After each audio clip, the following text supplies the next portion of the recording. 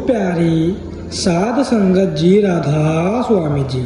प्रभु भक्ति और नाम भक्ति का आधार गुरु भक्ति है और गुरु भक्ति का आधार अपने वक्त का प्रत्यक्ष गुरु है, जिसको स्वामी जी महाराज ने वक्त के गुरु का नाम दिया है।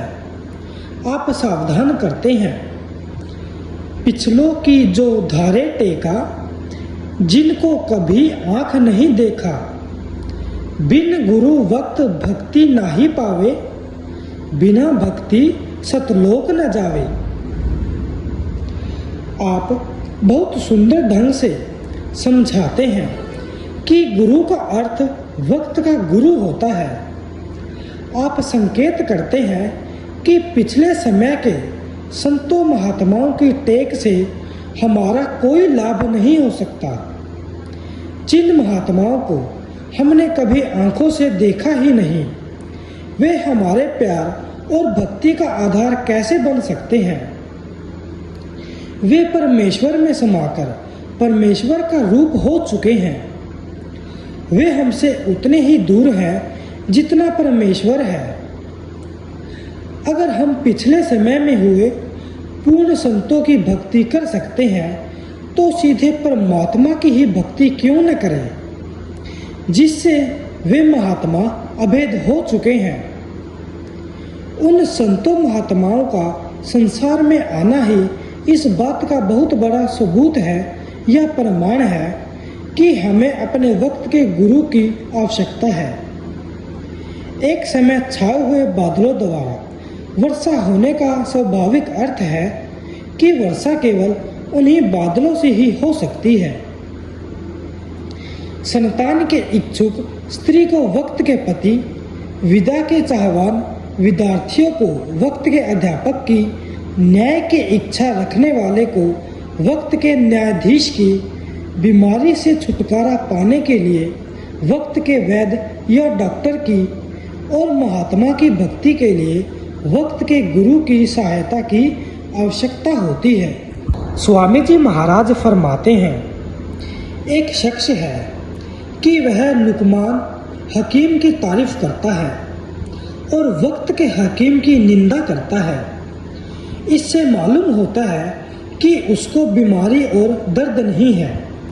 अगर दर्द होता तो वक्त के हकीम की तारीफ करता, क्योंकि लुकमान चाहे बहुत अच्छा हकीम था, पर अब कोई बीमार चाहे कि उसके नाम से रोग खोवे तो कभी नहीं दूर हो सकता।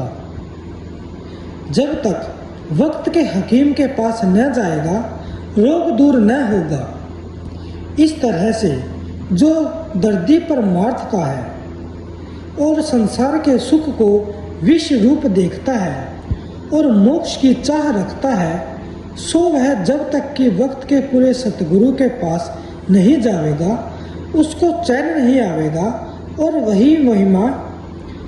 वही महिमा वक्त के सतगुरु की जानेगा। आप फरमाते हैं कि जब श्री रामचंद्र जी महाराज, कृष्ण जी महाराज जैसे अवतारों को तथा नारद और सुखदेव जैसे ऋषि मुनियों को भी वक्त के गुरु की शरण लेनी पड़ती, तो और लोग वक्त के गुरु के बिना रूहानी तरक्की कैसे कर सकते हैं। जीव की निर्बलता यह है कि वह सीधा परमात्मा से प्रेम नहीं कर सकता, इसीलिए सतगुरु की आवश्यकता है। यह निर्बलता हर समय के जीवों के लिए समान है।